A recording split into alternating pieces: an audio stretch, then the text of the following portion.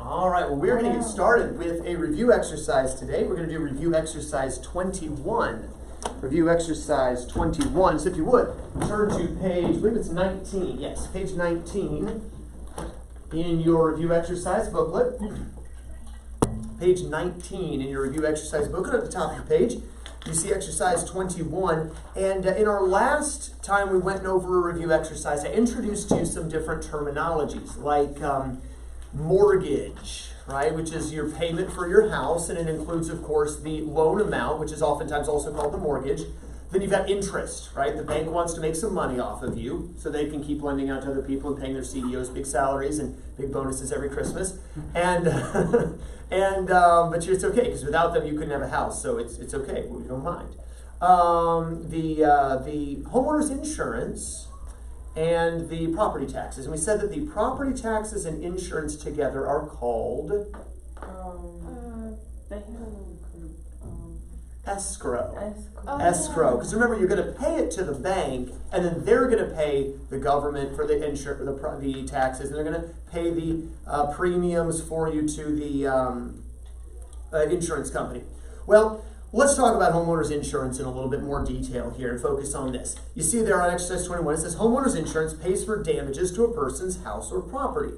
But the homeowner is responsible to pay an upfront amount for damages called the deductible. So a term I gave you last time was the term premium. That's how much you pay every month for your insurance. The same is true for life insurance. Okay, I pay a certain amount every month for life insurance so that if I were to die, my wife would have enough money to take care of the family for a little while and get back on her feet before, having to move on with life. It's not a pleasant thought, but guys, I would argue that as a man, God holds us responsible to care for our family. And if I'm dead, I can't care for my family unless I get life insurance. And then even if I'm dead, I'm still caring for them posthumously. Okay, so life insurance, you pay a premium. Car insurance, you pay a premium. Okay, homeowners insurance, you pay a premium. And so every month you pay money in escrow that goes to the insurance company, and that way the insurance company has an agreement with you. If something happens to your house, they pay to fix it. But there is what's called a deductible. Deductible basically means the upfront amount you have to pay. So for instance, your roof gets ripped off of your house by a tornado, heaven forbid, okay? And you now don't have a roof. Roof costs, $8,000 to get put on. Well, probably more than that to get completely redone. Like if it got ripped completely off. Like just reshingled would be a few thousand. But anyway, let's just say it's $10,000 to get your roof put back on. Okay, then there's water damage to the carpet and all your stuff. Well, anyway, there's a whole bunch of money that the insurance company has to pay. But you pay for the first 1,000 of it. Or the first 2,000 or whatever, depending on the type of insurance you have. If you've got really good insurance, you might get a really small deductible. But you pay a lot more every month. Or you're like me and you're like, I ain't got a lot of money to pay every month. So I'm going to gamble mentally that nothing's going to happen in my house. And so I won't pay very much every month, but I've got a really big deductible, for instance. Well, here's what happens. Suppose there were hail damage and you needed new shingles put on your roof. $3,000. Well, if your deductible is $5,000 because you don't have a very good insurance plan, it only costs $3,000 and you pay the first $5,000. Does the company have to pay anything? No, you're paying for it all. Now you have $20,000 worth of damage. You pay the first $5,000. The company would pay the other $15,000, right? So that's kind of how homeowners insurance works. The deductible is how much you pay up front when something bad happens, and then once you've paid your deductible, they pay everything else. The same is true for auto insurance, life insurance, health insurance, same thing. There's a deductible on health insurance. You have to go have surgery. Okay, you pay the first $1,000 and we'll pay the other $27,000 that the doctor wants for, 2 seconds worth of surgery. But anyway, life's expensive. Questions on this? All right, so you got 3 problems. They're dealing with the same kind of people that we had last time, but you don't necessarily have to have the answers to last stuff. Let's see how you do. Exercise 21.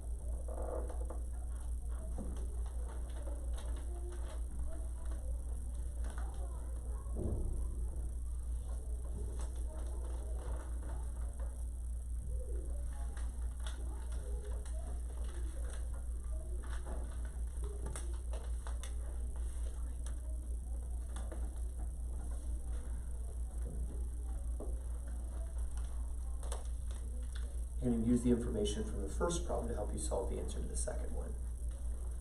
The problems kind of build on each other.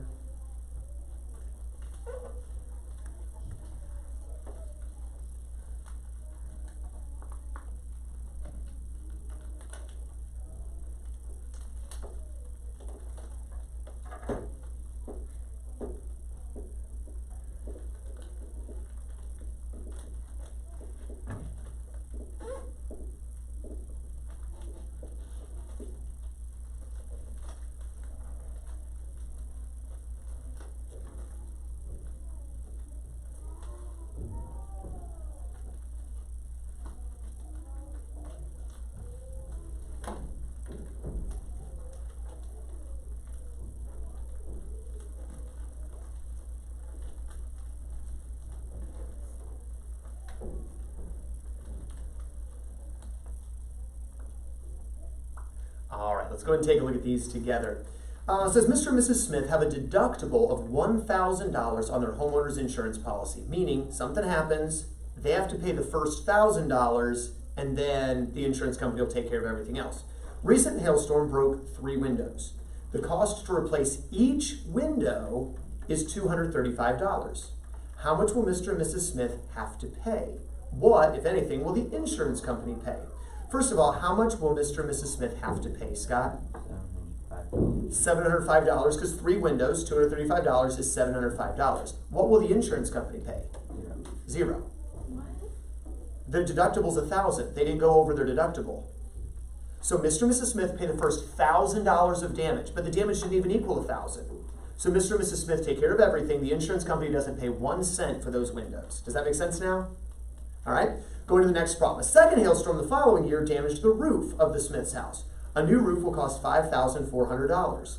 How much will Mr. and Mrs. Smith have to pay? What, if anything, will the insurance company pay? Scott, first of all, how much will Mr. and Mrs. Smith have to pay?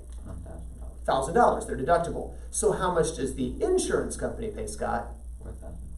$4,400. Yeah. Folks, how much did the roof cost? $5,400. Okay, and if the Smiths paid $1,000 of that, how much is left? $4,400, right? So the insurance company pays the rest, right? Does that make sense now? So they pay the first, so any damage that's done, if it's under $1,000, the Smiths just have to pay for the whole thing. If it's over $1,000, the Smiths pay $1,000, and then whatever's after that is what the insurance company pays. Does it make sense now? Okay. Now, here's the big deal. The Smiths just saved, in quotation marks, $4,400, or did they? Not really. Because remember, they've been paying insurance premiums all along, haven't they? So for the past 2 years, they've been paying insurance. In fact, in the previous exercise, we found that they were paying $901.44 a year for homeowners insurance. So they didn't really save $4,400. Technically, over the past 2 years, they saved how much, Scott? $97.88. Who? How much did you say? $97.88. No, not $97.88.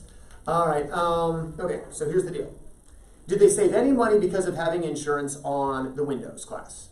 They didn't save nothing, did they? Okay. Did they save anything on the roof? Yeah, they quote-unquote saved how much on the roof?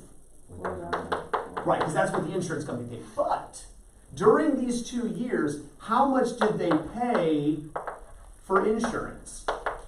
$1,075. Wait, $1,700. Okay, every year, folks, you have to learn to read. The Smiths pay $901.44 each year for homeowners insurance. Over the past 2 years, how much have they paid for insurance? $1,802.88. So the $4,400 they saved, they didn't fully save because they paid $1,800 to have that $4,400 saved. So really, how much did they save? Find it now.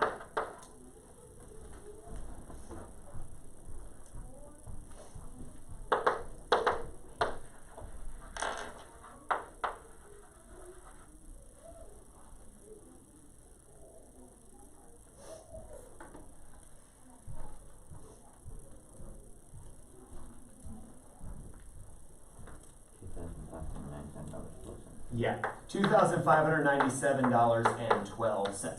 Let me put it this way. Let me give you another real life example with me.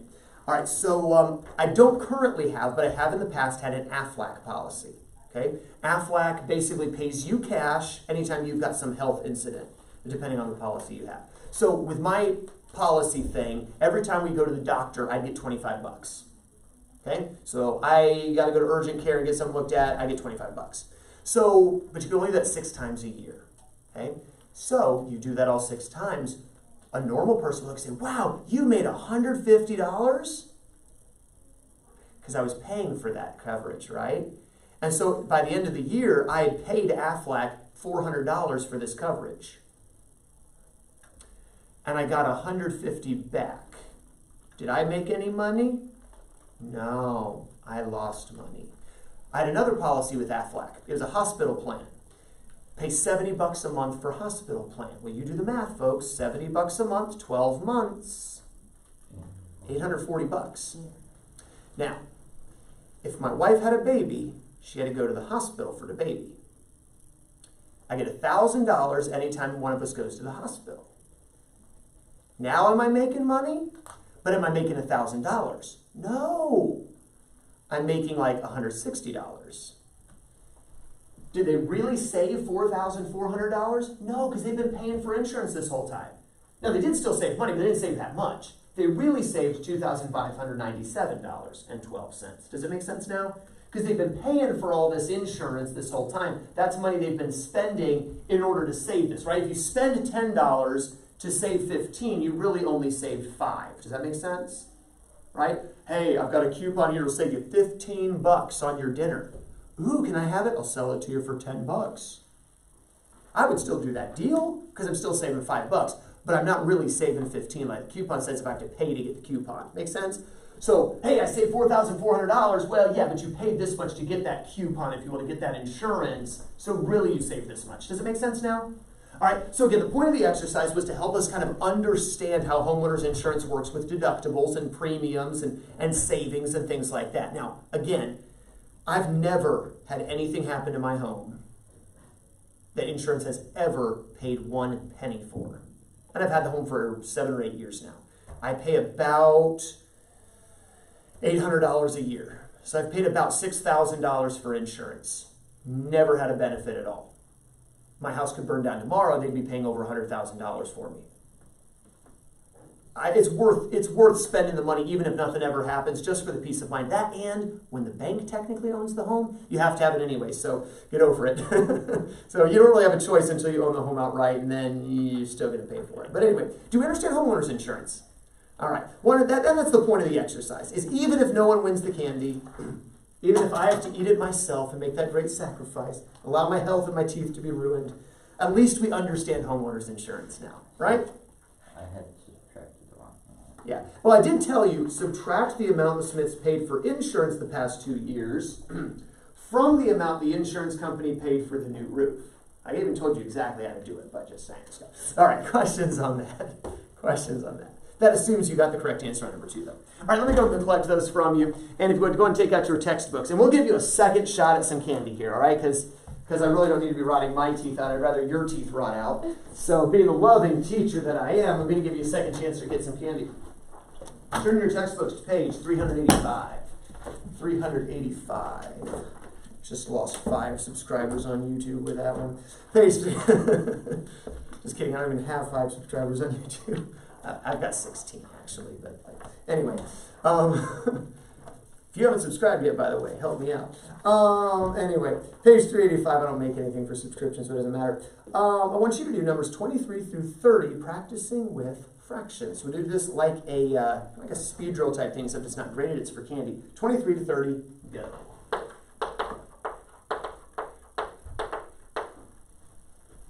When you finish, put your pencil down, look at me.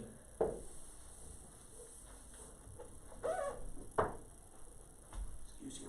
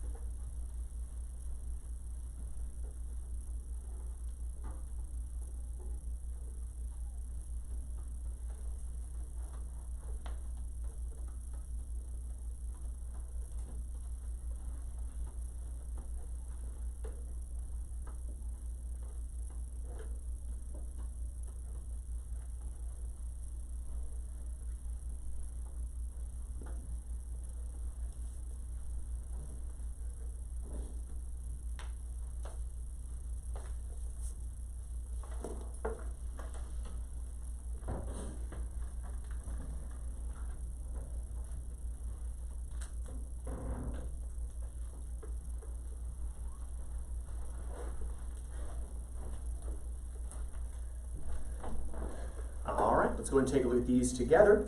And Scott was first. Scott, going across the top row, what did you get for your answer on number 23? 4/15. 4/15 is correct for number 24. 2/3 is correct. Number 25. Excellent. 1/2. Going across the next one, number 26. 2 1/3. Good. 7/3 or 2 1/3. I'll take either. But since it wasn't really an algebra section, I prefer the 2 1/3, but I would take 7/3. Number 27. 1 Good. 1 1/8 or 9/8. Number 28. 2 1/2. 2 1/2 or 5/2. Last two. Let's see if you can get them. Number 29.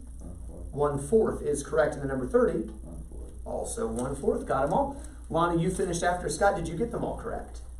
Except 30. I don't know how you got 1/4. What did you get for your answer? 1/3. 1/3. Let's take a look at number 30 real quick. We had 11 sevens, and we need to say times, not divided by. We're going to flip. The 21's going to move up, and the, let's see, 126 plus 6 is 132 is going to move to the bottom, right? Because it would have been 132 21st. Oh, yeah. Right? And then the 21 and 3 cancel to give, or 21 and 7 cancel to give 1 and 3. The 11 and the 132 cancel to give a 1 and 12. But then the 3 and the 12 should cancel to give a 1 and 4. And that's where you get 1/4 for our answer. But I didn't think you could cancel down. Right, it's reducing a fraction, right? So if you didn't cancel and you said 3/12, well then you'd cancel to get 1/4, right? I did the thing where I just got the wrong answer at the end. All right, any questions, Joshua? All right, you didn't finish. Did you get all the ones you did correct by any chance? Yeah. All right, so all the ones you did were right, just didn't quite finish.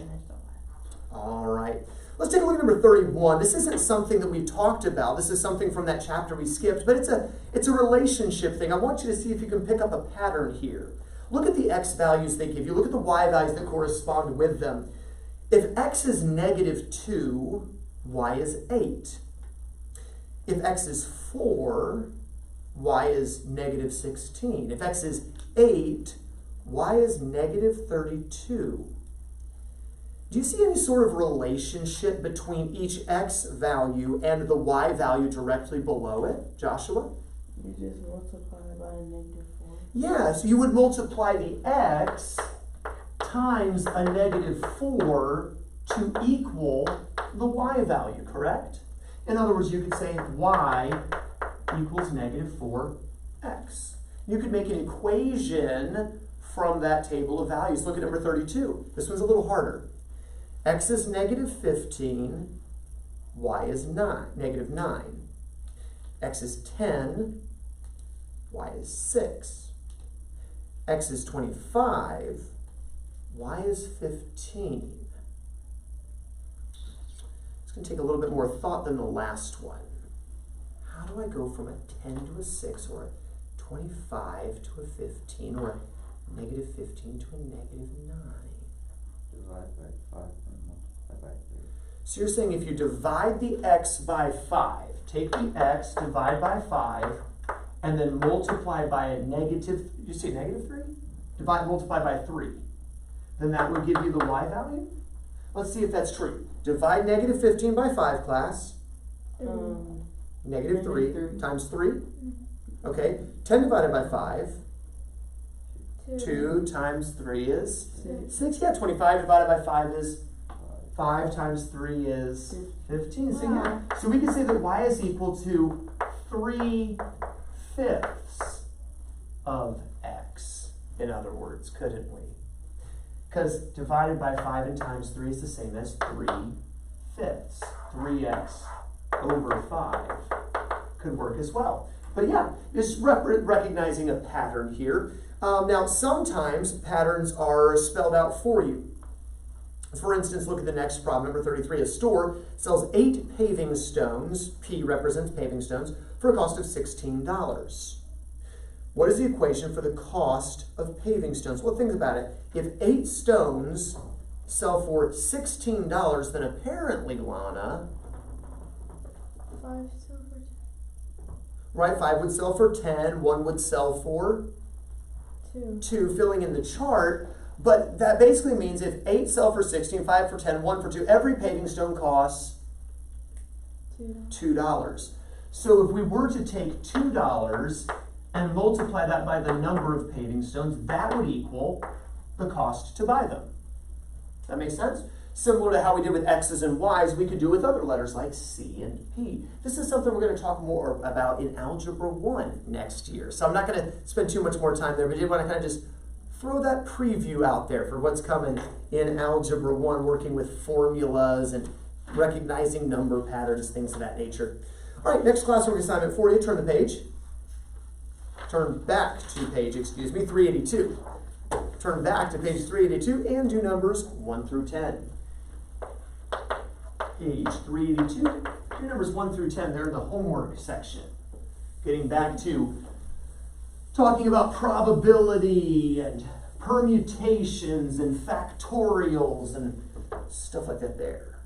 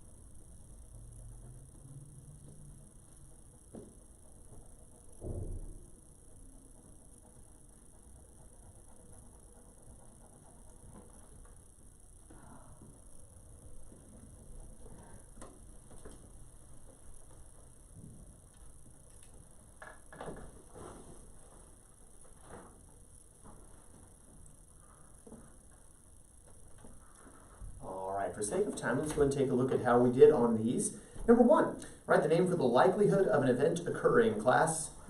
Probability. Number 2, write the two values every probability is between. 0 and 1. 0 and 1. Number 3, write the notation for the probability that stocks will increase. Joshua? P in parentheses stocks. I would say increase would be a better word to put in the parentheses, right? Because the stocks are already there. So P, probability of increase, would probably be a better way to notate that. P, parentheses, increase, would probably be the best way to write that. Number 4, each of the 6 letters in the word puddle is written on a separate piece of paper and placed in a hat. It says express each probability as a whole percent. I suppose we could. I'm a ratio guy personally. What's the probability of drawing a D? Lana? 1 to 3. 1 to 3, which is 33%. Great. What about the probability of not drawing a vowel, Scott? 2 to 3, which would be 67%, right? 66.6 repeating, but 67% if you were going with a percent. 2 to 3, right? Because there's 4 non-vowels to 6 total. Or you could say the probability of vowel is 2 to 6 or 1 to 3. So the probability of not vowel or the complement would be 2 to 3 or 66%, or 67%, excuse me, when you round. What about the probability of drawing an O? Joshua? 0. 0 or 0%, because there aren't any O's in the word puddle. All right, number 5, determine if each of the following statements about probability is valid. The probability of spinning a number 1 to 3 is 1 to 3 for 1, 1 to 2 for 2, and 1 to 6 for 3. Valid or not valid, class? Not valid. What? Is it valid? Could be valid, because they add up to 1 and they're all between 0 and 1. It never told us there were only 3 numbers on the spinner, right? There could have been lots of numbers on the spinner, and 1 out of every 3 of them is a 1. Half of them are 2s, and a 1/6 of them are 3s. Those do add up to 1, so that is a valid set of probabilities. Each one has to be between 0 and 1, and they must all add up to exactly 1, and they do. What about the probability of the next number being rolled is negative 1 to 6? Nah, that you can have negative probability. No matter what, the girl says when you ask her out. Yeah, there's like a negative 100% chance that'll ever happen. Technically, the worst you could do is 0%. Just saying. All right, anyway. But I still wouldn't ask her out again. All right, make a tree diagram to represent the possible outcomes of the following situation. Juan flipped a coin 3 times. I'm not into the tree diagram thing, but if he flips a coin, how many sides are there on a coin, class? 2. So the first time he flips a coin, there are 2 probabilities. The next time he flips a coin, there are 2 probabilities. The next time there are 2 possibilities. So how many different ways could the coin flips go? 8 different ways the coin flips could go. 2 times 2 times 2. Number 7. Doing the same thing we just did because we don't do tree diagram. There's a spinner, numbered 1 to 6, and 3 different times it is spun. How many different ways could the numbers be spun? Well, the first time you spin it, how many different ways could it land? 6. The next time you spin it, how many different ways could it land? 6. And the next time you spin it, how many different ways could it land? 6. So how many different ways could you spin the numbers? 216. 216 different ways, because each spin is another 6 chances. Questions on that? Got it wrong again. I always get that one. Not 2 times 3, not 6 times 3, but 2 times 2 times 2. A total of 3 times. A total of 3 flips. Flip 1, flip 2, flip 3. Spin 1, spin 2, spin 3. All right, let's take a look at the next one. Find the value for each of the following. 6 factorial. What would this be in expanded form, first of all, Scott? Right, and what would be the value, anyone? 7. We should have that one memorized by now. What about 4 factorial? What is that in expanded form, Lana? 4 times 3 times 2 times 1. And what is it equal to? 24. 24. She looks at you with disgust and disdain. Do you feel small now? All right. What about the permutation of 21 items taken 2 at a time? Joshua, how would we write this in expanded form? 21 times 20. And that's equal to? 420. 420. And what about the permutation of 4 take 3? How would I write that in expanded form, Lana? 4 times 2 times 3. 4 times 2? 2 times 4, 3 times 2. 4 times 3 times 2. And Scott, for redemption, what is 4 times 3 times 2 equal? 24 is correct. All right. How would I write 9a in permutation or factorial notation? Joshua. 5 factorial. Right, that's a straight factorial. So I would just say 5 factorial. If you did a permutation, it would be 5 take 5, right? But 5 factorial is much quicker. What about 3 times 2 times 1, Lana? 3 factorial. 3 factorial, or permutation of 3 take 3, 3p3. And then for letter C, Scott? 58p4. That one's got to be 58p4 because it's not a true factorial. It doesn't descend all the way to a factor of 1. Number 10, in the next school recital, 4 students will perform. How many different performance orders are possible with these 4 students? How would I set this up, Joshua? 4 factorial. Right, they're all going to perform, and if everybody is chosen, if everybody performs, it's a straight factorial. Well, how many different ways could they perform, class? 24. Number 11, Jack bought 6 new shirts on sale and will wear one on Friday and another on Saturday. How many different options does he have? How would I write this in notation, first of all, Anna? 6p2. Good, 6p2. And what is the value of 6p2, class? 30. 30, 6 times 5. Questions on, I said 1 through 10. I meant to say 1 through 11. I did 11. You did 11? Good job. Did you do 11? Okay, you weren't a slob. 1 through 11 is what it should have said, for those of you on YouTube. All right, questions on this at all? Clear your desk, except for a sheet of paper and a pencil. 1 sheet of paper and a pencil. Everything else away. And let's go and take a quiz over factorials and permutations and all stuff like that there. I don't feel that fundamental counting principle. You will do well. The force will be with you. All right. All right, sheet of paper, pencil, everything else away. There is no homework, so the YouTube video will end once I go over the quiz. First and last name at the top of your paper, along with today's date. There is only one side to the paper for a change. Yeah, short quiz. Gotta love it.